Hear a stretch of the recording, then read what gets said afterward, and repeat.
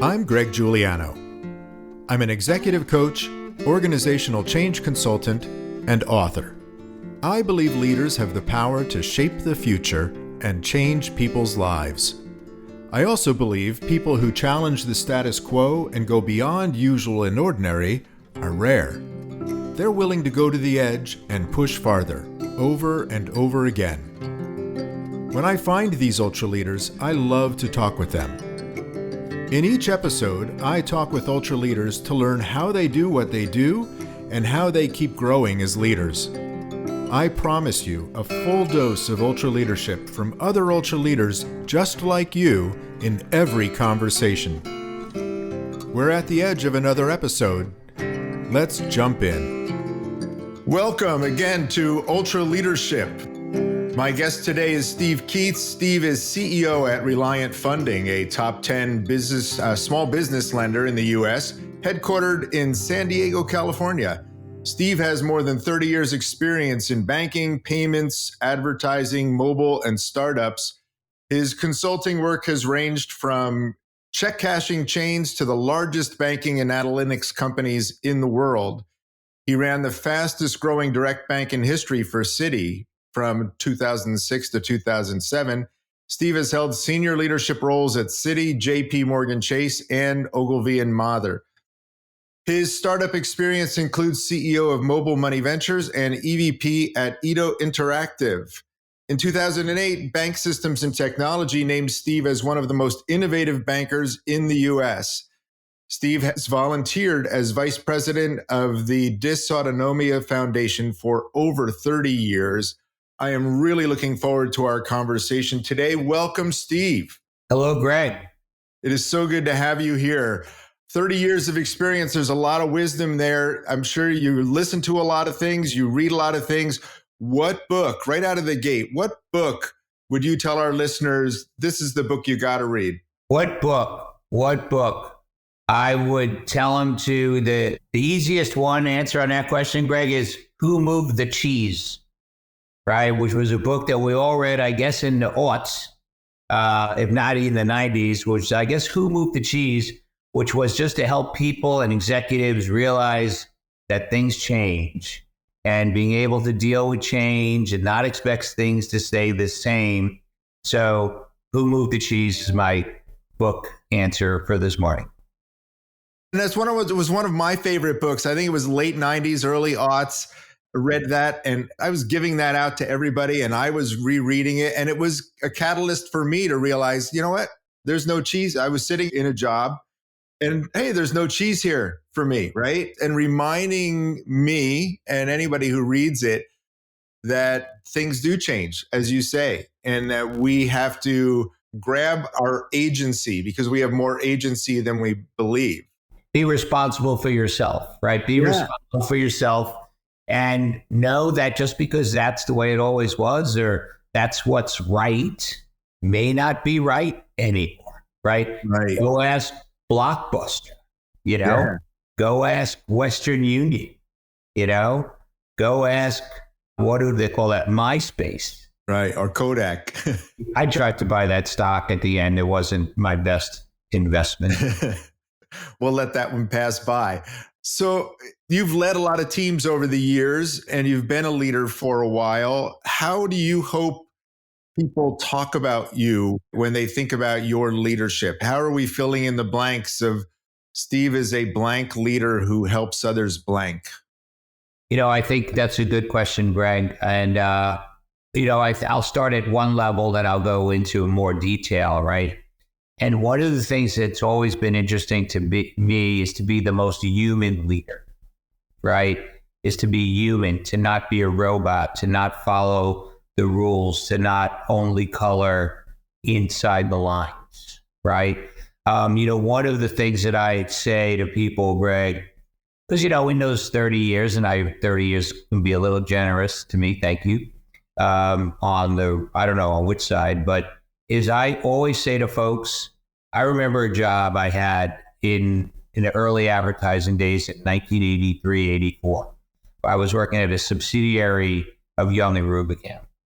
And we had a group of people, it was 40 people. It was a brand new office for a Chicago-based company. We were in New York, and we all worked together and loved each other and had fun together and worked hard together. And I saw in that time that job, and I talked to people from that group, that was our best job ever. And so what I try to do as a leader is to work on trying to create your best job ever, right? You're going to work elsewhere. You're going to have other bosses. You might do other things in industry, but I want to figure out how I can make sure this is your best job ever. You got paid, you got treated with respect, you had good learning opportunities. We know it's a moment, right? We know it's a moment in time. And I think for many people that I've touched, Greg, that I've created their best job ever. I love that. So there's so much there I would love to unpack with you. So being a human leader for me is like really showing up in a very authentic way, being yourself, not putting on having your title on a placard around your neck all the time, reminding everybody about your title or, but really being real with people. And that has an impact for people. We think that we're fooling people, but we're really not. So being human, I love the way that you say that, is really important. Just this morning, I'm now running this company in San Diego, so my office is 2,500 miles away. I spend 1 to 2 weeks a month in San Diego. No one really feels bad for me for having spent 1 to 2 weeks a month in San Diego. One of my sales managers wanted to have a call this morning, and we got on the phone, and she said, "Steve, I'm hearing this and that. Steve said this, Steve said that." I'm like, we'll call her Jane. So I said, "Jane, you know me." And either they're fibbing or they took it out of context or they're exaggerating. He said, "Yeah, Steve, I know you. And I know that's why I set up this call." And so, one of the interesting things in management that I wrestled with in this job is what they call skip level management. Right. So skip level management, in my experience, and I have the 23 years at Citi and Chase, skip level management was sort of a no-no, right? And skip level management means calling down deeper into your organization and not allowing the managers of the managers to participate. And so in 2021, when I took over and it was a lot of skip level management with the previous CEO. Small company, but a lot of skip level management. And I don't like it. It makes it more time trying to catch up with the communication flow than actually executing projects. So I came in with a strategy to not do skip level management. And then I had a conversation, what I think, Greg, is good leaders vet their thoughts with other good leaders. Right. So I reached out to a guy who was a COO of a multi-billion-dollar company. And I said, "What do you think I should do about this skip level management issue?" He said, "Do skip level management." He said, "Just do it, Steve, right? You can't stand on ceremony. You're the CEO. You have to get information. You have to be able to get things done quickly." So I still try to avoid skip level management because I think it does add more murkiness. But today's phone call with this, we called her Jane, was skip level, but it was very important for me to do it and very important for her to feel like she can reach out to the CEO to say, "What's the story here?" Yeah. And I think it depends on what's the reason for this skip level conversation, right? So if someone is having a skip level meeting in order to do the work of the actual manager, then that's disempowering to that manager. Why would you do that to your direct report? Why would you do that? If it's to engage with somebody if the meeting, and I say this with all the leaders that I work with, the one-on-one is not for the manager. It's for the team member. So if you're a manager having a conversation with your team member, you're there for the team member. Your job, and as you said it earlier, right, creating the best experience for the team as possible, really creating that. Then in those conversations, it's creating the conditions for them to succeed. So What are you working on? How's it going? Where are you stuck? So you're really showing up more as a coach and a mentor, not somebody fishing for details, especially if you're the CEO of the company. You don't need all those details. You need to trust that your manager has all those details. So I think it depends on why you're having the skip level and remembering who it's for. It's not for you, it's for that person, especially if the person has asked for it. And to build on that, Greg, I am certainly a believer in the upside down pyramid, right? Serve the follower. Yeah, 100%. So I'm curious, you've heard lots of advice over the years. People offer advice, it's, whether it's asked for or not. And now you give advice. So I'm curious, what's the worst advice you've ever heard someone give or someone's tried to give you? And then we'll flip from that to, as you mentor people, what's the advice that you share most with younger leaders? Worst advice. I have a funny brain, Greg. I may be the kind of guy who, like, when bad advice comes, I shut it off and it doesn't register. I always come back to, I end up mentoring a lot of people. I have a large network, right? My 11,000 LinkedIn friends, and what bad advice have I received? I guess, Greg, the reason I can't think of anything, because if anyone tries to give me bad advice, I don't listen to them. You just let it go. Right? It's like, okay, On the good advice, I will often tell good people to quit their job, right? I was always a weird boss I will do it at Citibank. If someone came to me and said, Steve, I work at Citibank, I like what I'm doing, but American Express wants to give me a $30,000 raise, I would be, you should figure out what it's like, right? And I guess I would expand that is the advice that I always gave people, right? If they came to me and said, I'm getting calls for these job interviews, right? Other firms. Unlike other people in my cohort who would, get concerned, use it against them, I'd be like, go, man. Go listen, go learn, go to another place, see what they have to say. For me, it was almost competitive intelligence, right? And you know what? If you come back, and this is one of my lines, Greg, if you come back and say to me, you know what, Steve, I went out to Amex and it seems like a good idea, I would say two things. I would say, well, I had a good colleague and now I have a good friend. And the other thing I would say is go try it. And you can go back whenever you want. And so that's the advice. I would say, go understand. My advice would be really understand your value, really understand other companies. That's kind of that would be the good advice. The bad advice, I can't remember. We won't even bother that, because that last little piece that you mentioned is so important for people to understand their value. A lot of the leaders that I work with, and younger people especially, that I talk to in coaching conversations and in passing, is trying to remind people, especially if they've been in an organization for a couple of years and they've become part of the system, is to remind them that they need to understand their value, that the organization needs them more than they need that particular organization, that there are opportunities out there. And, there's another leader that I know, and I think you know him too. He takes it as a badge of honor when he builds a team that is constantly being poached by other leaders in the organization and by outside recruiters. He thinks that's a badge of honor. Look at this talent.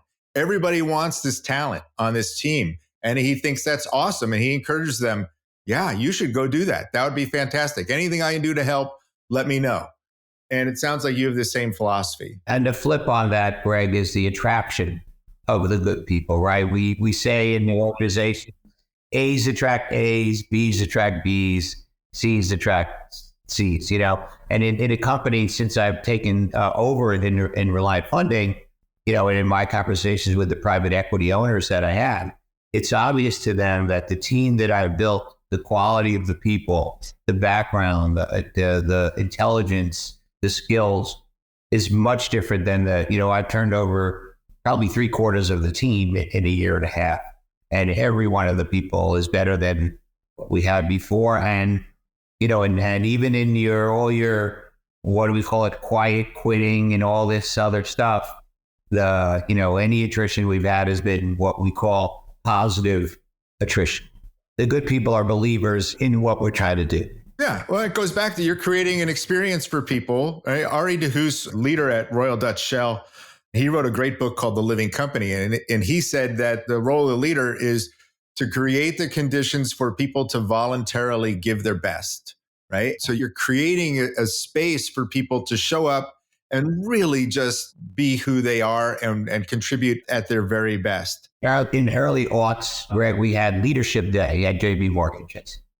They asked the different senior guys and women to pick their leadership quote and put it on the screens that were all over the division. And mine was the Lao Tzu quote about the invisible leader, right? We did it ourselves. Yes. That's part of my worldview on that. I love it. So with all the teams that you've led, what's the one behavior or practice that if everybody on the team does it, performance just skyrockets? I think it's 2 words, which is positive intent, right? Positive intent, Greg, which is as the team works together, is everybody backing each other up? Is everybody assuming that people are doing things for the right purpose? High level of trust. But, let's assume even if something comes across our email or in our conversation that isn't exactly what we wanted or what we thought, that it's because that you have common goals and you're working towards them.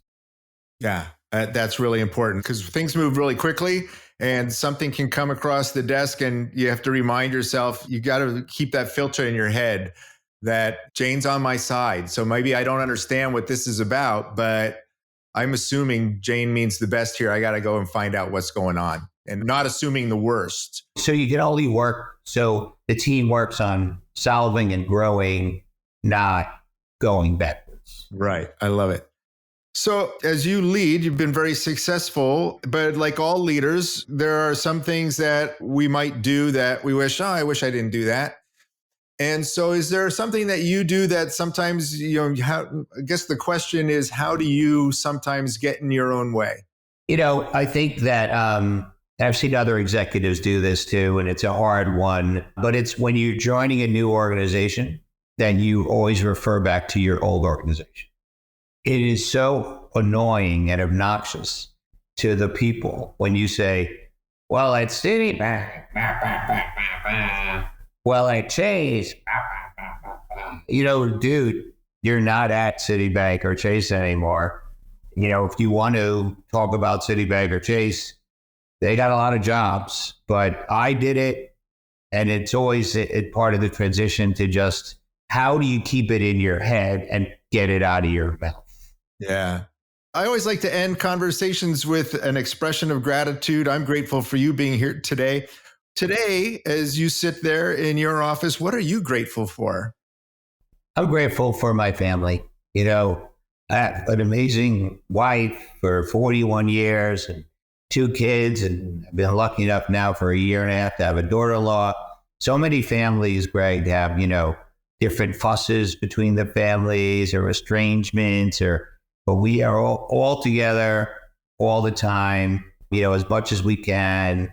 And there's a lot of love in the family. And I'll re-emphasize, in case she listens to this podcast, how my wife has dealt with 41 years of me working dog, nonstop travel. I keep telling her, well, I'm going to live into my 90s and I'll make up for this. But luckily, she continues to believe me. That is awesome. Oh, I hope she's listening, and I'm sure she knows. Steve, this has been lovely. I've really enjoyed our conversation today. I'm sure that our listeners have too. Any parting thoughts for everybody? I think I'll just go back to where I started. This works for me. It might not work for everybody, but learn something and have fun every day. And I promise you'll be excited about the next day. I love it. Thank you, Steve Kietz. I really appreciate your being here today. Until next time, everybody, remember, it's leaders who shape the future and can change people's lives. Thanks. See you next time. If you're enjoying Ultra Leadership, please take a minute and give us a review wherever you find your podcasts. And please stay in touch. Sign up for our Ultra Leadership newsletter at ultraleadership.com. Now, before you jump to your next meeting, I invite you to reflect on what you heard today. What stood out for you? What insight might you want to incorporate into your leadership practice? Until next time, remember, as a leader, you always have the power to shape the future and change lives. So go to the edge and push farther. Thanks for listening.